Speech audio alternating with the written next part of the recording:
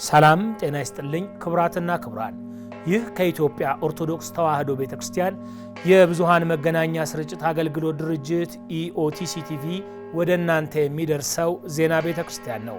ከዜናው ጋር አቤል አሰፋ አብሬያችሁ ቆያለሁ። ተከታተሉን።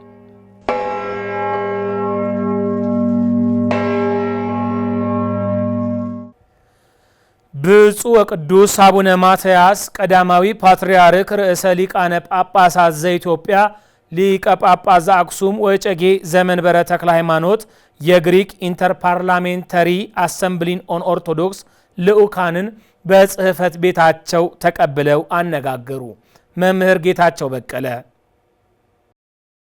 ብፁዕ ወቅዱስ አቡነ ማትያስ ፓትርያርክ ርዕሰ ሊቃነ ጳጳሳት ዘኢትዮጵያ ሊቀ ጳጳስ ዘአክሱም ወዕጨጌ ዘመንበረ ተክለ ሃይማኖት በዓለም ሰላም እንዲሰፍን በክርስቲያኖች ላይ የሚፈጸሙ ጥቃቶች እንዲቆሙ ታሪካዊ ቅርሶች እንዳይጠፉ የሚሰራውን የግሪክ ኢንተርፓርላሜንታሪ አሰምብሊ ኦን ኦርቶዶክስ ተቋም ልዑካንን በጽሕፈት ቤታቸው ተቀብለው አነጋገሩ። የልዑካኑ አባላት ለቅዱስነታቸው በግሪክ ቋንቋ በአስተርጓሚያቸው አማካኝነት እንዳብራሩት ቅዱስነታቸው ለልዑካኑ ላደረጉላቸው አቀባበል ቅዱስነታችን ማግኝተው በማነጋገራቸው የተሰማቸውን ደስታ ገልጸዋል። Έχουμε την τύχη να σας συναντήσουμε όπως και το να βρεθούμε στην ιστορική και όμορφη χώρα σας. ብፁዕ አባታችን በኢትዮጵያ ኦርቶዶክስ ቤተክርስቲያን ፓትርያርክ ጽሕፈት ቤት ቢሮ ተቀብለው ስላነጋገሩን ከልብ የመነጨ ደስታችንን ለመግለጽ እንወዳለን። እውነት ነው፣ ብፁዕነታችንን አግኝተን ለማነጋገርና እዚችም ታሪካዊትና ድንቅ ሀገር በመገኘታችን እድሉን ስላገኘን ደስታችን ከፍ ያለ ነው። የክርስቲያን አማኞች ስብስብ በ1993 ዓ.ም የተመሰረተ ከ25 ሀገራት የተውጣጡ ምክር ቤቶች አባላት የሚካፈሉበት መሆኑን የገለጹት ልዑካኑ ዋና ዓላማውንም ሲያብራሩ ሰላም ለሰው ልጆች እንዲሰፍን እኩልነትን እውን ለማድረግ የተደራጀ ስብስብ ሲሆን በተለይም በያዝነው ዘመን በክርስትና እምነት ተከታዮች ላይ የሚደርሱ በደሎች፣ የቅርሶችና ታሪካዊ ቦታዎችን ማጥፋት፣ የማምለኪያ ቅዱሳን ቦታዎች እንዳይፈርሱና እንዳይጠፉ ለመከላከል የሚሰራ ስብስብ መሆኑን ገልጸዋል።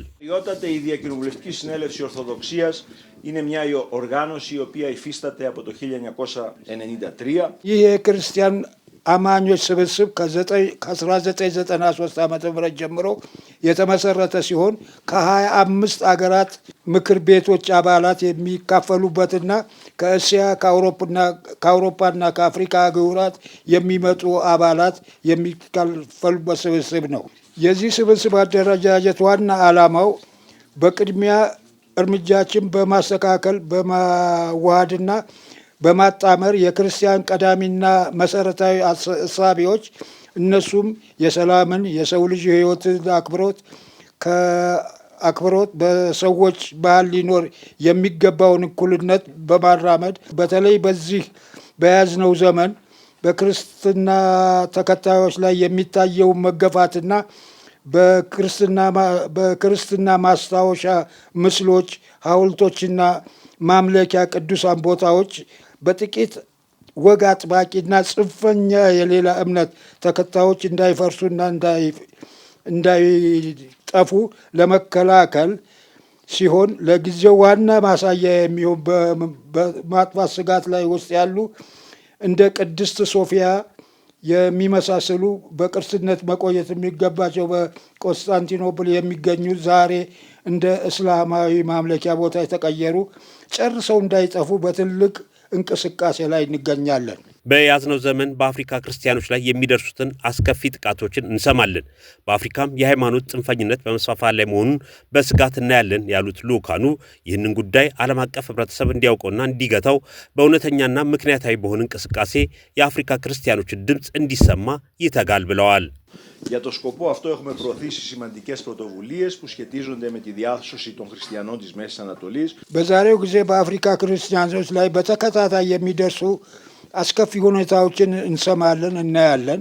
በአፍሪካ የሃይማኖት ጽንፈኝነት እየጎለመሰና እየጎመራ በመስፋፋት ላይ መሆኑን በስጋት እናያለን። ይህም አጀማመር ምናልባት በሚገባው ልክ ባለመታየቱና በምዕራቡ ዓለም ምንም የሚያሰጋ መስሎ ስለማይታይ ይህንን ለመቀልበስ ሁኔታውን በግልጽ በማስረዳት በዓለም አቀፉ ሕብረተሰብ አስፈላጊውን ሁሉ ጣልቃ ገብነት በማድረግ እንዲገታው በእውነተኛና ምክንያታዊ በሆነ እንቅስቃሴ በአፍሪካ ወንድሞቻችን ክርስቲያኖች ድምፅ እንዲሰማ ይተጋል። በዓለማችን የንብረት ውድመት፣ የእኩልነት መጥፋት፣ የሰዎች ደም መፍሰስ በተለይም በክርስቲያኖች ላይ እያየን ሲሆን ሁላችንም እጆቻችንን በማስተባበር በአንድነት በመቆም አንድ ሰላማዊ የፍቅር ወንድማማችነት ዓለም መፍጠር ይገባናል። ለዚህም የኢትዮጵያ ኦርቶዶክስ ተዋሕዶ ቤተክርስቲያን በዚህ ህብረት ወይም ስብስብ ውስጥ አባል መሆን ይገባታል ብለዋል። ዓለማችን ወደ አላስፈላጊ ሁኔታና አላስፈላጊ ደም መፋሰስ፣ የንብረት ውድመት፣ የተለያዩ ትርክቶችን በመለወጥና አጥፊ የንግድ ባላንጣነትን በማሳደግ የእኩልነትና የትብብር መጥፋት፣ ደህንነት አስደንጋጭ በተለይ በክርስቲያኖች ላይ እያየን ሲሆን ሁላችንም እጆቻችንን በማስተባበር በአንድነት ለመቆም ይህንን መቅሰፍት ለመግታት እንደ ክርስቲያንና ወንጌላዊ አስተምረው አንድ ሰላማዊ የፍቅር ወንድማማችነት ዓለም መፍጠር ይገባናል። በመጨረሻም ቅዱስነታቸው ባስተላለፉ መልእክት የግሪክ ኦርቶዶክስ ቤተክርስቲያን ታሪካዊት ጥንታዊት ቤተክርስቲያን መሆኗ በዓለም የታወቀ ነው። ወደ ኢትዮጵያም እንኳን ደህና መጣችሁ ብለዋል። ቅዱስነታቸው አያይዘውም በአሁኑ ጊዜ አንድነታችንን ማጠናከር፣ ክርስቲያናዊ ሕይወታችን መጠበቅ ይገባል። በዓለም ላይ ኦርቶዶክስ ቤተክርስቲያን ለማዳከም የሚጥሩ ብዙዎች በመሆናቸውም ይህንን ለመከላከል አንድነታችንን፣ ህብረታችንን ማጠናከር አለብን በማለት አባታዊ መልእክታቸውን አስተላልፈዋል። ግሪክ ኦርቶዶክስ ታሪካዊት ነባር ጥንታዊት ቤተክርስቲያን መሆኗ በዓለም የታወቀ ነው። እንግዲህ ወደፊትም እንደሚሉት ቅድም በሰፊው እንደተረኩት በአሁኑ ጊዜ ግንኙነታችንን አጠናክረን ራሳችንን መጠበቅ እንዳለብን አስፈላጊ ነው። በዙሪያችን ያሉት ችግሮች አሁን ያው ቅድም እንደገለጹት ሰፊ ነው እና አንድነታችንን ማጠናከር፣ ክርስቲያናዊ ሕይወታችንን መጠበቅ የኛ ፈንታ ይሆናል። ያለው ችግር ግልጽ ነው። ለማዳከም የሚያደርጉ አብያተ ክርስቲያናትን ማዳከም፣ ኦርቶዶክሳዊት ቤተ ክርስቲያንን ማዳከም ለማዳከም የሚጥሩ ብዙዎች ናቸው በአሁኑ ጊዜ እና እንደተባለው ግንኙነታችን የግድ እንግዲህ የማጠናከር ኃላፊነት አለብን። ኃላፊነታችን ደግሞ ሃይማኖታችን፣ እምነታችን ጠንካራ የሆኑ ኦርቶዶክሳዊ ሃይማኖት የመጠበቅ ኃላፊነትም አለብን።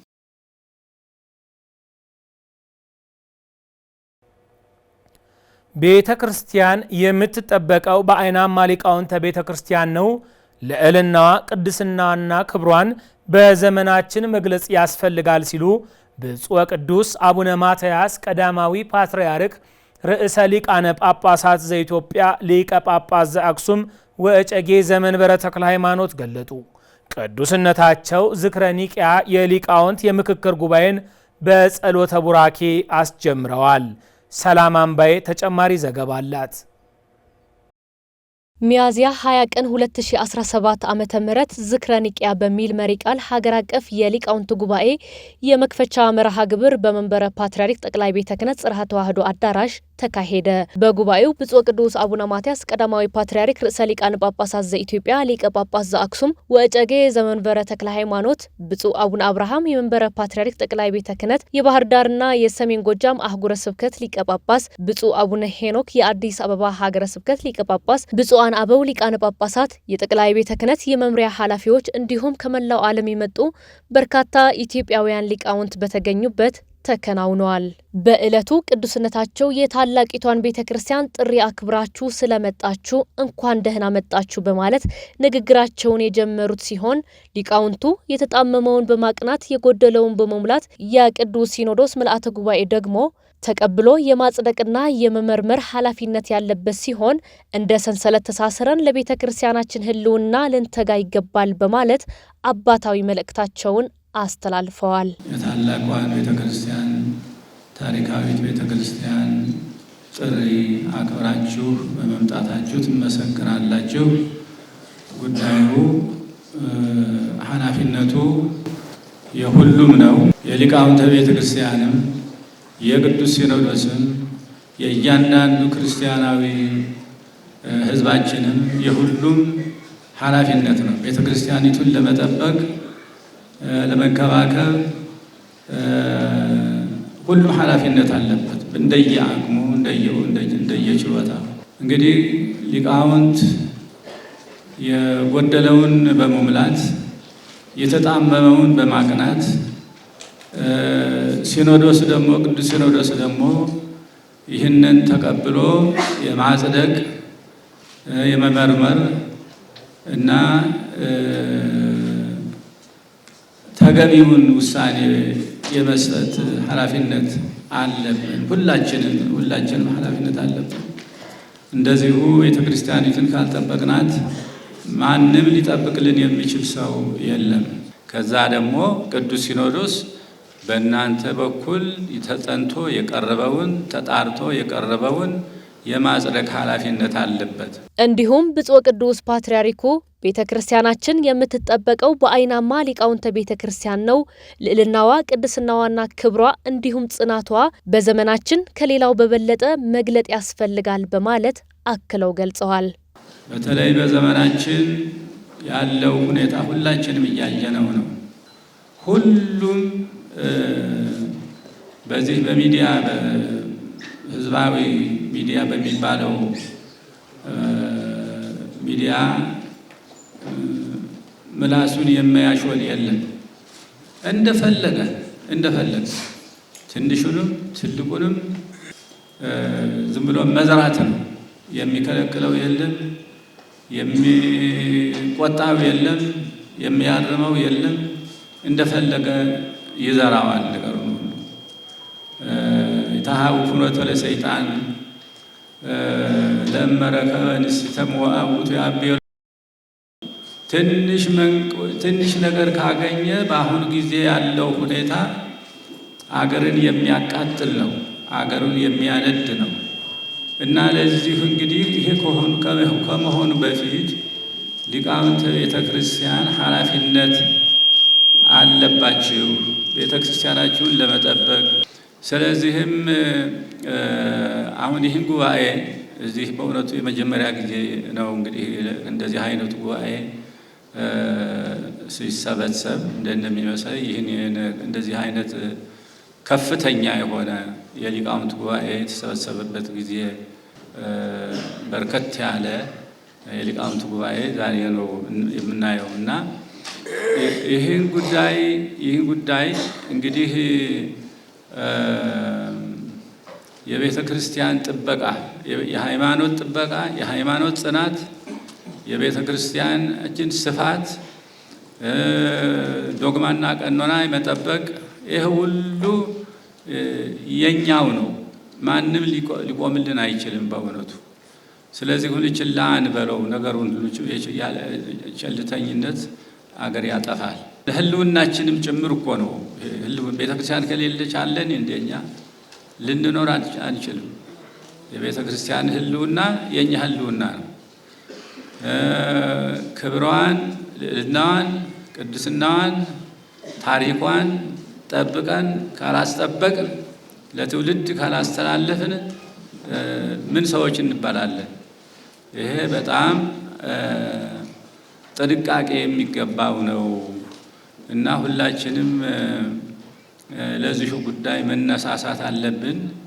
እንዲሁም መተኛት የለብንም። ቅዱስ ፓትርያርኩ በሊቃውንተ ቤተ ክርስቲያን ሳይመረመሩ ይሁን ሳይጠኑ የሚሰራጩ መጻሕፍት ሊኖሩ እንደማይገባ ካሉም በዶግማና ቀኖና ታይተው ሊሰራጩ ይገባል ሲሉም ጠቁመዋል። የመጻሕፍቶቻችን ጥራት ያስፈልጋቸዋል። እንግዲህ በሊቃውንት ጉባኤ ያልተመረመረ መጽሐፍ ማለፍ የለበትም በእውነቱ።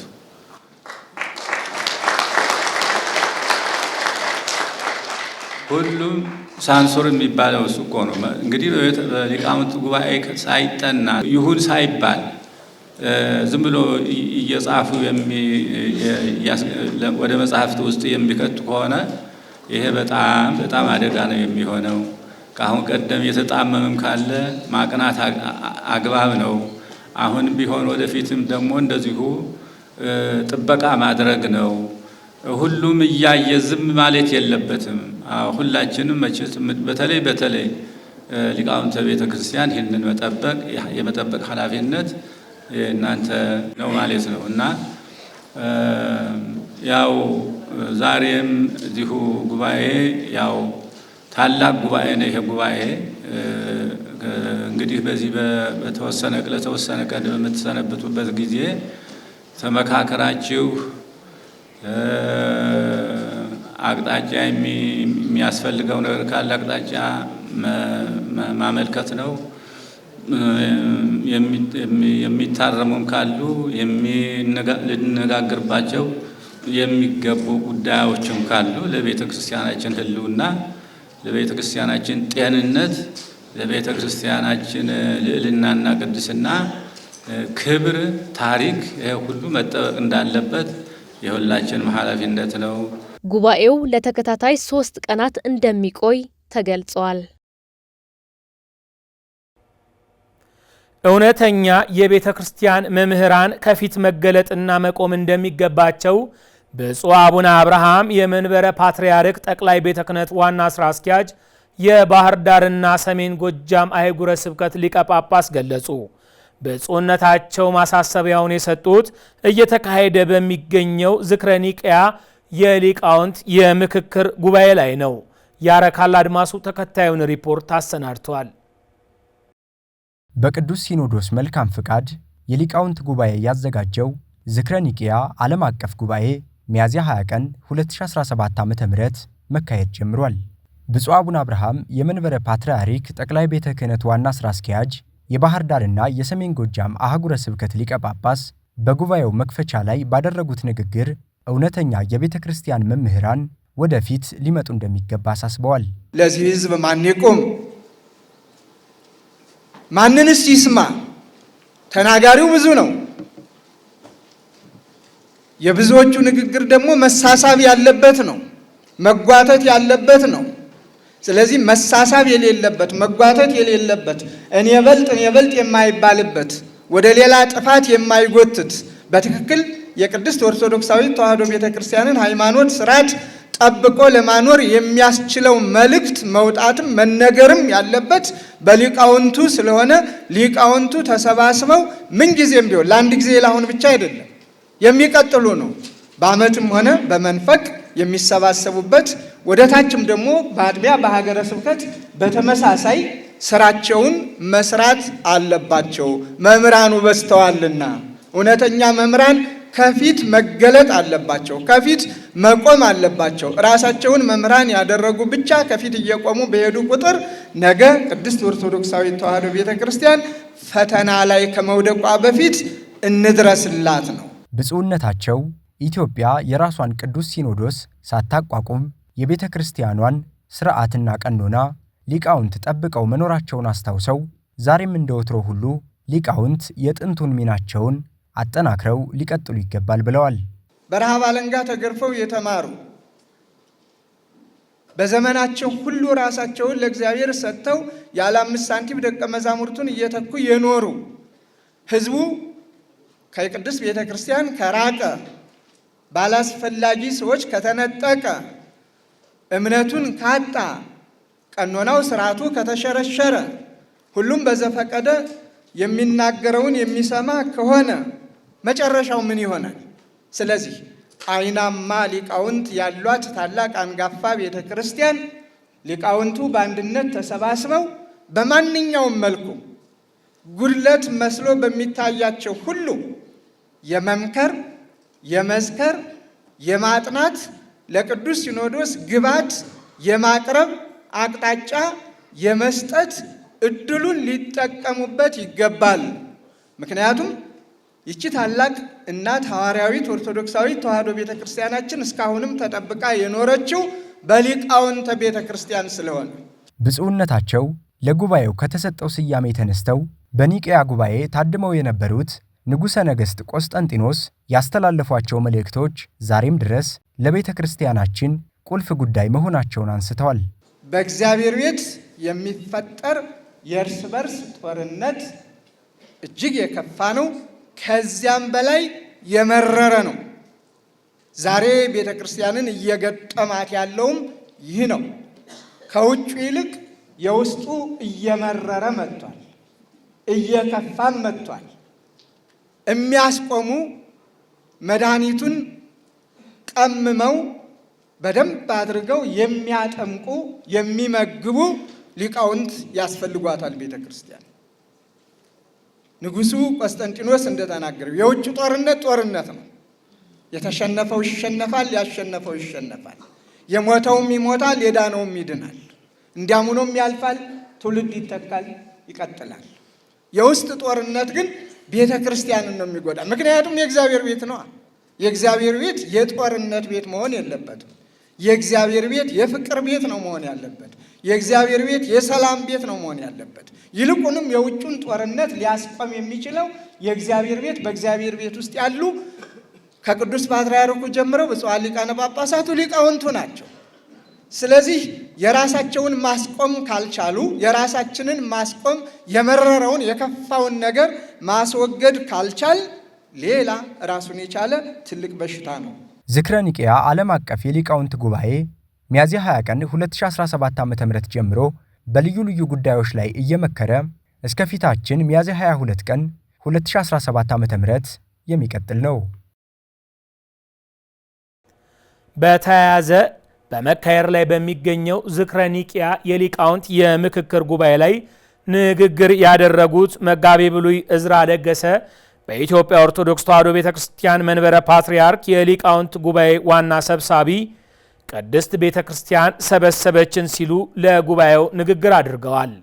መጋቢ ምስጢር ሳሉ አድማሱ የሊቃውንት ጉባኤ ሰብሳቢውን ንግግር ተከታትሎ ተከታዩን ዘገባ አሰናድቷል።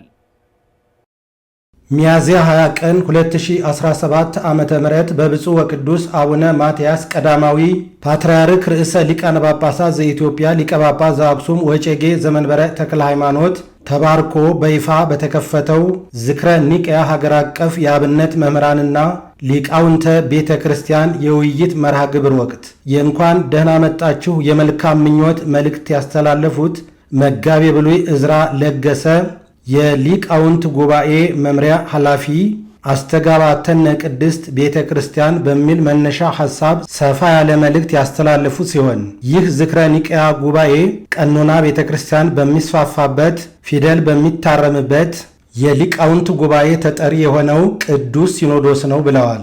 መጋቤ ብሉይ ዕዝራ ለገሰ በማብራሪያቸው እንደተነተኑት የሊቃውንት ጉባኤ የተጀመረው በንግሥተ ሳባ ዘመን በነበሩት ሌዋውያን መሆኑን የገለጹ ሲሆን ከዚያም በየክፍለ ዘመኑ እንደቀጠለ ሲያብራሩ በ412 ዓመተ ምህረት በአብርሃ ወአጽብሃ ዘመነ መንግሥት፣ በንጉሥ ላሊበላ ዘመነ መንግሥት፣ በአጼ ዘርዓ ያዕቆብ ዘመነ መንግሥት፣ በአጼ ምኒልክ ዘመነ መንግሥት፣ በንግሥተ ነገሥታት ዘውዲቱ ዘመነ መንግሥት፣ በብፁዕ ወቅዱስ አቡነ ባስልዮስ፣ በብፁዕ ወቅዱስ አቡነ ቴዎፍሎስ፣ በብፁዕ ወቅዱስ አቡነ ተክለ ሃይማኖት፣ በብፁዕ ወቅዱስ አቡነ መርቆሬዎስ፣ በብፁዕ ወቅዱስ አቡነ ጳውሎስ፣ በብፁዕ ወቅዱስ አቡነ ማትያስ ዘመነ ፕትርክና የሊቃውንት ጉባኤ እየተቋቋመና እየተጠናከረ የቆየ ሲሆን ጉባኤው ሃይማኖትንና ቀኖና ቤተ ክርስቲያንን በማስጠበቅ መጻሕፍትን በመተርጎምና በማረም በርካታ ሥራዎችን መስራቱን አብራርተዋል። መጋቤ ብሉይ ዕዝራ ለገሰ አክለው እንደገለጹት ይህ ጉባኤ የተጠራበት ዋና ዓላማ ትናንት የነበረችው ቤተ ክርስቲያን ዛሬም እንድትቀጥል በዘመናችን ለሚነሱ ጥያቄዎች መልስ ለመስጠትና ለቅዱስ ሲኖዶስ ሉዓላዊ ውሳኔ የሚያግዝ ሐሳብ ለማቅረብ ነው ብለዋል። በተጨማሪም ደግሞ በብፁዕ አቡነ አብርሃም በ2017 ዓመተ ምህረት በጀት ወይም ደግሞ በግንቦት ርክበ ካህናት የ2017 ዓመተ ምህረት በጀት ሲጸድቅ እነሆ ቅዱስ ሲኖዶስ ምልአተ ሲኖዶስ ራሱ ጉባኤ ሊቃውንት እንድናካሄድ ወይም ደግሞ ከመምህራን ጋር እንድንወያይ 1,450,000 ብር በጀት የፈቀደ መሆኑን፣ ስለዚህ እነዚህ ሁሉ ስናየው ፈቃጁ ቅዱስ ሲኖዶስ መሆኑን ባለቤቱ ቅዱስ ሲኖዶስ መሆኑን ቤተክርስቲያናችን ደስ ሊላት ይገባል። ይህን ሁሉ ያደረገ በቅዱስ ፓትርያርኩ በብፁዕ ወቅዱስ አባታችን አቡነ ማትያስ ቀዳማዊ ፓትርያርክ ርዕሰ ሊቃነ ጳጳሳት ዘኢትዮጵያ ሊቀ ጳጳስ ዘአክሱም ወዕጨጌ ዘመንበረ ተክለ ሃይማኖት በቅዱስ አባታችን መልካም ፈቃድ የሚመራ በርዕሰ መንበርነታቸው የሚመራ ቅዱስ ሲኖዶስ እናንተ መምህራን እንድትገናኙና በቤተ ክርስቲያናችሁ እንድትወያዩ መልካም ፈቃዱ ስለሆነ እግዚአብሔር ክብር ምስጋና ይግባው። መጨረሻም እነዚህ እናንተን የጠራንበት ምክንያት ሁለት ነገሮች ናቸው። አንደኛ በዘመናችን እንደምታውቁት የነበረችው ቤተክርስቲያን የነበራት ክብር፣ የነበራት ልዕልና፣ የነበራት ማንነት ይሄው ለእናንተ የምነው ማስረዳት ስለሚሆንብኝ ያው ጠቁሜ ብቻ ማለፍ ነው። ስለዚህ በዚህ ላይ የጉባኤ መምህራት ምን ይላሉ? ትናንትና በቆሎ ትምህርት ስትማሩ እናንተ የነበረች ቤተክርስቲያን ትናንትና ቁራሽ ስትጠይቁ ሲሰጣችሁ የነበረ ምእመን አሁን የት ነው ያለው? በምን ላይ ሁኔታ ይገኛል? ስለ ዘመኑ ያላችሁ አመለካከት ምንድነው? ምን ይመስላችኋል? አስተዳደርና ፖለቲካን እኛን አይመለከትም። ሃይማኖትና ቀኖናውን ብቻ በማስመልከት እንድንወያይ፣ ሃይማኖት ብቻ ቀኖና ብቻ እንድንወያይ እነሆ እናንተ ክቡራን መምህራን አባቶቻችን ጸሎተ እግዝእትነ ማርያምን እንድትደግሙልን፣ ሳሌለነ ቅድስት እንድትሉ፣ በቤተ ክርስቲያናችሁ ደግሞ እንድትነጋገሩ አንደኛው የሆነው። ሁለተኛ ደግሞ እንደምታውቁት ጥያቄ ይነሳል። በዘመናችን ልዩ ልዩ ጥያቄዎች ይነሳሉ። ነገር ግን ማን እንደሚመልስ አይታወቅም። ሁሉም ሚዲያ ክፍት ስለሆነ ሁሉ የየራሱ በስልኩ ስለሆነ የሚናገረው ዘመናችን በእውነት በጣም ቤተ ክርስቲያናችን አጣብቂኝ ውስጥ ስላለችበት አንድ ልብ ሆነን እንደ አንድ ቋንቋ ተናግረን ቤተ ክርስቲያናችን እንዲህ ትበል፣ እንዲህ ትናገር፣ እንዲህ ሆና ልዕልናዋን ታስከብር ማለት እንድትችሉ ከእንደገና ደግሞ ጥያቄዎቹ በሚዲያው ሲዘረጋ ሲሰፋ እንዲሁ ከመሬት ተነስቶ እየተነሳ ሁሉ ሀሳብ መስጠት ሳይሆን በአንድ ልብ ሆነን በዘመናችን መገናኛ ተገናኝተን እንግዲያስ ሐሳቡ ይሄ ነው የሚመስለው፣ መልሱ ይሄ ነው የሚመስለው፣ ነገር ግን እነ እገሌ ይስጡ ብለን መልስ የሚሰጥ አንድ አካል እንዲሆን፣ ነገር ግን ዋና ወሳኙ ግን የቅዱስ ሲኖዶስ ድምፅ እንዲሰማ አንድ ልብ ሆነን የውሳኔ ሐሳብ ለቅዱስ ሲኖዶስ እንድናቀርብ ነው የተጠራ ነው።